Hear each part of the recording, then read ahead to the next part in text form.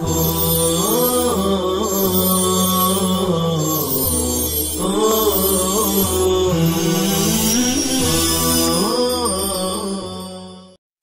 اللہ الرحمن الرحیم وتؤتی الزکاة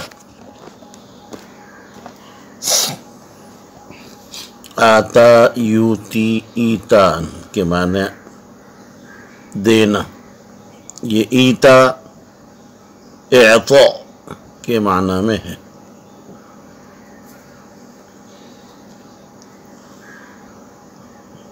زکوٰۃ دینا، ایتا کے لفظ میں اس بات کی طرف اشارہ ہے کہ زکوٰۃ میں تملیک شرط ہے۔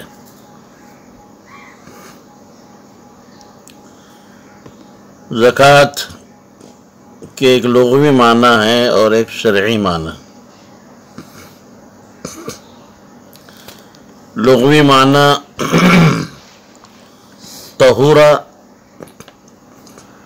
پاک ہونا، پاک کرنا، اور دوسرے معنی آتے ہیں اضافہ، بڑھوتری، نما ینمو۔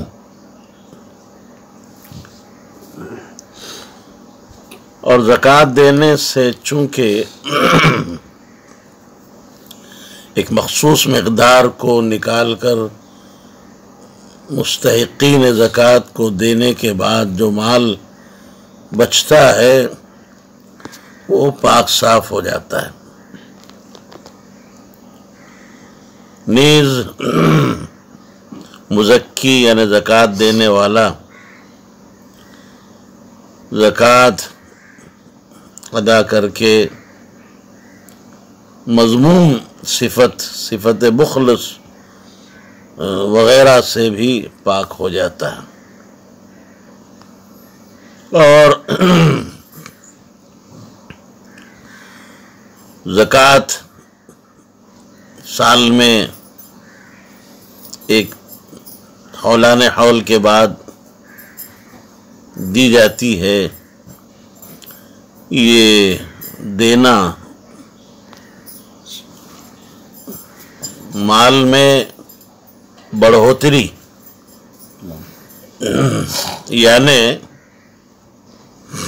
ظاہری نہیں بلکہ معنوی برکت کا ذریعہ ہے۔ قرآن مجید میں اللہ کا ارشاد ہے خذ من اموالہم صدقۃ تطہرہم وتزکیہم بہا۔ تو گویا دو معنی ہوئے، ایک معنی پاک ہونے کے اور دوسرے معنی اضافہ، نمو اور بڑھوتری کے۔ شریعت میں زکوٰۃ کہتے ہیں ایک مخصوص مال میں سے، یعنی جو مال نصاب کے بقدر ہو، 7.5 تولہ سونا، 52.5 تولہ چاندی، مخصوص مدت کے بعد یعنی حولان حول کے بعد، ایک سال کے گزرنے کے بعد مخصوص مقدار کو نکال کر یعنی 40واں حصہ نکال کر مخصوص لوگوں کو دینا، یعنی جو مصارف زکوٰۃ ہیں، مستحقین ہیں، ان کو دینا۔ بہرحال زکوٰۃ کا ادا کرنا زکوٰۃ دینے والے کے گناہوں کے لیے کفارہ بن جاتی ہے، اور اس میں جس کو زکوٰۃ دی جائے گی اس کے ساتھ ایک طرح کا احسان بھی ہے۔ اس طریقے سے زکوٰۃ دینے اور لینے سے دینے لینے والے کے درمیان محبت اور الفت کا بھی ایک بہت بڑا ذریعہ ہے۔ زکوٰۃ کا ایک فائدہ یہ بھی ہے کہ جب فقراء، مساکین اور محتاجوں کو زکوٰۃ ادا کی جاتی ہے تو وہ چوری وغیرہ جیسی مذموم خصلتوں سے محفوظ رہتے ہیں۔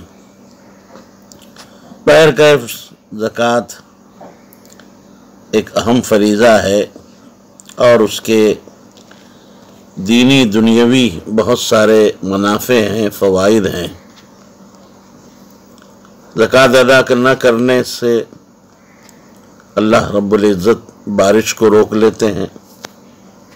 ما منع قوم زکاة اموالهم الا منع القطر من السماء، لوگ جب زکوٰۃ اپنے مالوں کی نہیں دیتے تو اللہ تعالیٰ آسمان سے بارش کو برسانا بند کر دیتے ہیں۔ بہرحال وتصوم رمضان ای ان تصوم رمضان، صام یصوم صوما کے لغوی معنی آتے ہیں الامساک، مطلقاً رکے رہنا، اور شرعاً امساک مخصوص بوصف مخصوص، ماہ رمضان میں مخصوص امساک یعنی کھانے پینے اور جنسی خواہشات کو پورا کرنے سے رک جانا، مخصوص کیفیت کے ساتھ، یعنی صبح صادق سے لے کر غروب آفتاب تک۔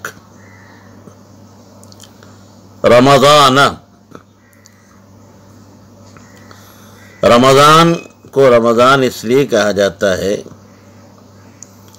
کہ روزہ داروں کے گناہوں کی حرارت اور گرمی کو ختم کر دیتا ہے۔ آپ غور کریں گے تو آپ کو ایک بڑی اچھی بات ملے گی۔ قرآن مجید میں اللہ تبارک و تعالی نے اسلامی 12 مہینوں میں سے کسی مہینے کا نام نہیں لیا سوائے رمضان کے۔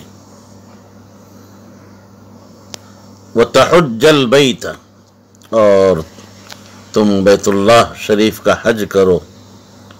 حج یحج،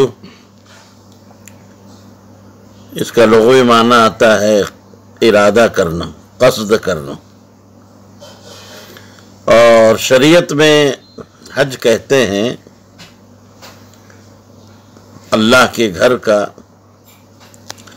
مناسک حج، افعال حج کو ادا کرنے کی غرض سے ایک معین زمانے میں جو ایام حج ہیں یا اشہر حج ہیں، قصد کرنا، ارادہ کرنا۔ البیت یہ کعبۃ اللہ کے لیے علم ہے، اس میں جو الف لام ہے وہ عہدی ہے، یعنی بیت اللہ الحرام مراد ہے۔ ان استطعت الیہ سبیلا، اگر تم بیت اللہ تک جانے کی سکت اور طاقت رکھتے ہو۔ سبیلا تمیز ہونے کے بنا پر منصوب ہے۔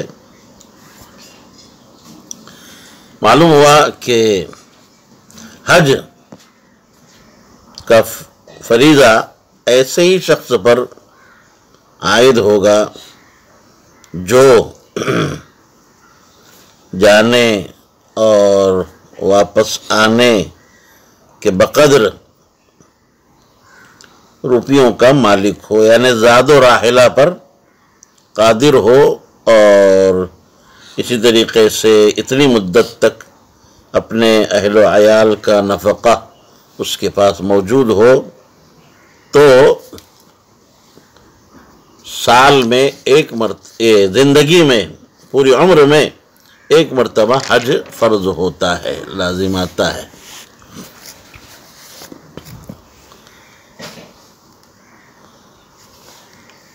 اب یہاں ایک سوال پیدا ہوتا ہے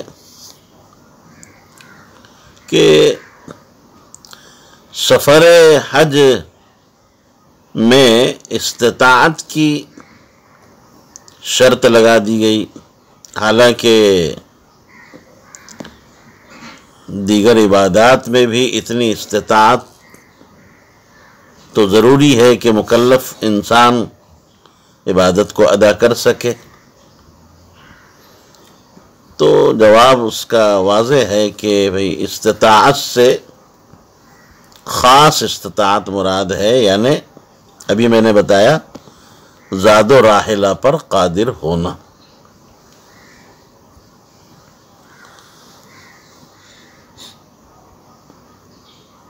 امام شافعی رحمۃ اللہ علیہ کے نزدیک استطاعت سے استطاعت بالمال مراد ہے، یعنی اتنا مال ہو کہ سفر ممکن ہو تو فرض ہے، ورنہ نہیں۔ امام مالک رحمۃ اللہ علیہ کے نزدیک استطاعت بالبدن مراد ہے، یعنی کہ چلنے پھرنے اور کسب فی الطریق کی قدرت ہو تو حج فرض ہوگا، ورنہ نہیں۔ اور ہمارے امام صاحب رحمۃ اللہ علیہ یعنی امام اعظم کے نزدیک استطاعت کا تعلق مال اور جسم دونوں کے ساتھ ہے، کہ جسمانی بدنی طور پر بھی سفر پر قادر ہو اور مالی اعتبار سے زاد و راحلہ پر قادر ہو تو فرض ہے، ورنہ نہیں۔ یہ ارکان خمسہ مکمل ہوئے جس کی ابتدا ان تشہد سے ہوئی تھی، تحج البیت پر یہ پانچوں ارکان بحمد اللہ مکمل ہوئے۔ آپ نے ان تشہد سے لے کر یہاں تک کہ غور کیا ہوگا کہ سب سے پہلے ان تشہد، اس کے بعد تقیمہ، اس کے بعد تؤتیہ، اس کے بعد تصومہ، اور اس کے بعد تحج۔ یہ سارے افعال مضارعہ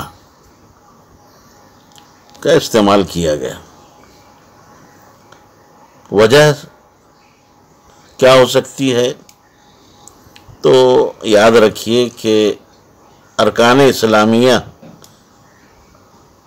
جو ارکان خمسہ ہے، توحید، نماز، روزہ، زکوٰۃ، حج، ہر رکن کے لیے استمرار تجددی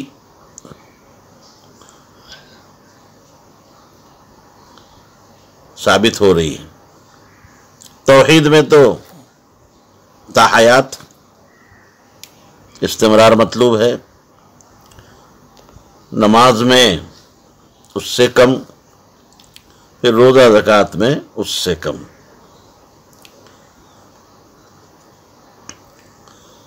یہاں آپ نے غور کیا ہوگا کہ تصوم رمضان و تحج البیت، روزے کا ذکر حج سے پہلے ہے، حج کو مؤخر کیا گیا۔ وجہ یہ ہے کہ روزے کا تعلق تمام مکلفین سے ہے، اور حج کی تاخیر کی وجہ یہ ہے کہ حج عمر میں ایک مرتبہ فرض ہوتا ہے، جبکہ روزہ ہر سال ہر ماہ رمضان میں لازم ہوتا ہے، فرض ہوتا ہے۔ قال صدقت، اس شخص نے کہا کہ آپ نے سچ فرمایا۔ اس آنے والے شخص نے یہ جو صدقتہ کہا اس کی وجہ یہ ہے تاکہ کسی کو یہ وہم اور خیال نہ ہو کہ سائل کے نزدیک یہ جواب صحیح ہے یا نہیں۔ صدقہ کہنے سے یہ بات متعین ہو گئی کہ جو جواب دیا گیا ہے سائل کے نزدیک صحیح ہے۔ فعجبنا لہو، ہم نے اس شخص کے صدقہ کہنے پر تعجب کیا۔ لہو میں جو ضمیر ہے اس کا مرجع سائل ہے، جیسے غالباً اس سے پہلے بھی میں نے کہا تھا کہ سوال یہ عدم علم پر دلالت کرتا اور تصدیق یہ علم پر، تو گویا کہ تضاد ہو گیا۔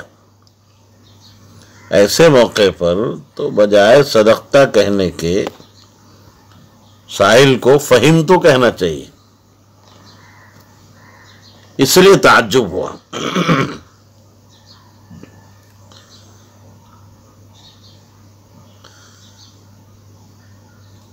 جبرائیل امین علیہ السلام نے یہ جو صدقہ فرمایا، آپ کو معلوم ہونا چاہیے کہ جبرائیل امین ان تمام سوالات کے کرنے میں یوں سمجھیے کہ حضرات صحابہ کی نیابت کر رہے ہیں،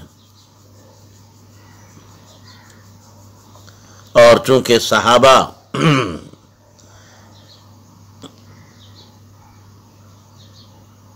ان باتوں سے ناآشنا تھے، اس حیثیت سے جبرائیل ناواقف تھے اور اپنی ذات کے اعتبار سے عالم تھے، اس اعتبار سے انہوں نے صدقہ فرمایا۔ قال فاخبرنی عن الایمان، جبرائیل نے کہا کہ مجھے ایمان کے متعلق بتلائیے۔ ایک روایت میں عن الایمان کے بجائے، اخبرنی عن الایمان کے بجائے مل ایمان کے الفاظ ہیں۔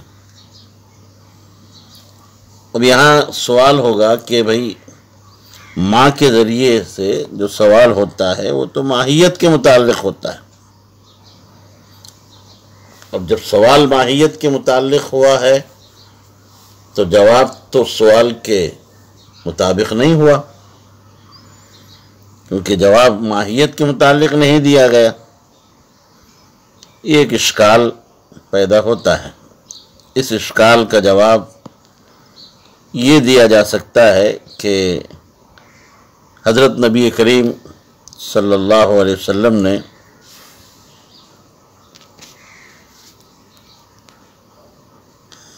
سائل کے سوال ہی سے یہ سمجھ لیا کہ یہ متعلقات ایمان کے متعلق سوال ہے، نہ کہ ماہیت ایمان کے متعلق، اس لیے کہ متعلقات ایمان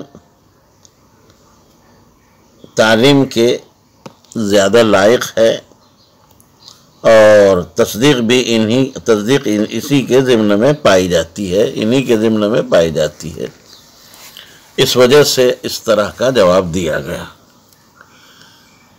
قال ان تؤمن باللہ، نبی پاک صلی اللہ علیہ وسلم نے ارشاد فرمایا کہ ایمان یہ ہے کہ تم اللہ پر ایمان لاؤ۔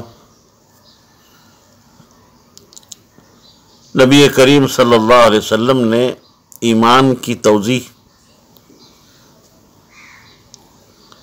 فرماتے ہوئے ایمان کے 6 متعلقات کا ذکر فرمایا۔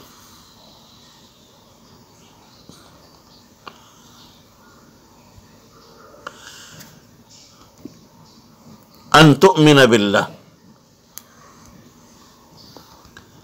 مطلب ظاہر ہے کہ بندہ اللہ تعالیٰ کو اس کی ذات میں اور صفات میں اور تمام ہی افعال میں یکتا تسلیم کرے، اللہ کو الوہیت میں لا شریک سمجھے،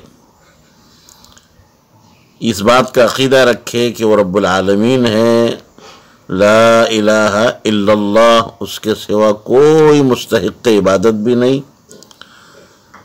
اور وہ اپنی تمام صفات میں کمال سے متصف ہے۔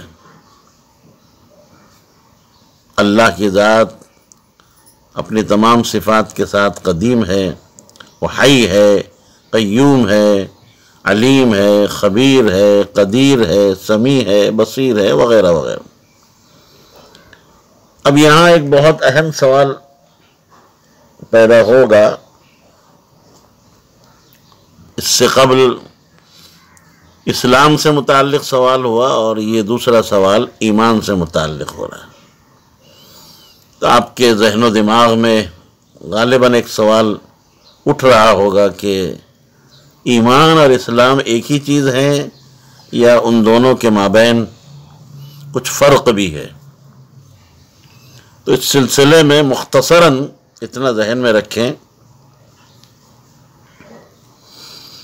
اسلام اور ایمان مصداق کے اعتبار سے متلازم ہیں، ایک دوسرے کو لازم ہیں۔ جیسے اللہ تبارک تعالیٰ نے قرآن مجید میں ارشاد فرمایا فَأَخْرَجْنَا مَنْ كَانَ فِيهَا مِنَ الْمُؤْمِنِينَ فَمَا وَجَدْنَا فِيهَا غَيْرَ بَيْتٍ مِنَ الْمُسْلِمِينَ۔ آپ اس آیت کریمہ میں غور کریں گے تو ایمان و اسلام کو مصداق کے اعتبار سے ایک ہی بتلایا گیا، تو معلوم ہو رہا ہے کہ ایمان اور اسلام میں تلازم ہے، ترادف ہے، اس لیے کہ ظاہری اطاعت باطنی اطاعت کے بغیر معتبر اور مفید ہے ہی نہیں۔ اطاعت باطنیہ نہ ہو اور کوئی ظاہری اطاعت کرے، اس کو کوئی جو ہے شرعاً اس کا کوئی اعتبار نہیں ہے۔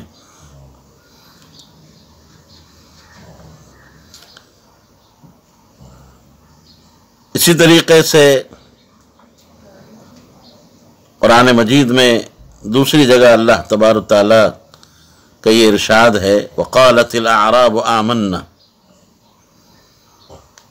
قُلْ لَمْ تُؤْمِنُوا وَلَكِنْ قُولُوا أَسْلَمْنَا۔ یہاں پر ایمان و اسلام کو مفہوم کے اعتبار سے الگ الگ کیا گیا، مصداق کے اعتبار سے تلازم ترادف، لیکن باعتبار مفہوم کے تغایر اور تباین۔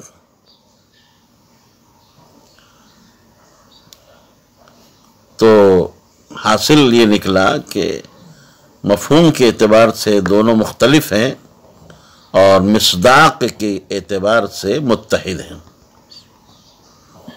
تو مفہوم کے اعتبار سے فرق ہے۔ اسلام کا مفہوم افعال ظاہرہ شرعیہ کو بجا لانا،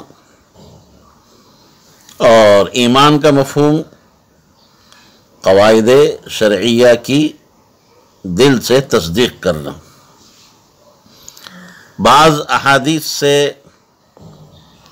تداخل بھی معلوم ہوتا ہے،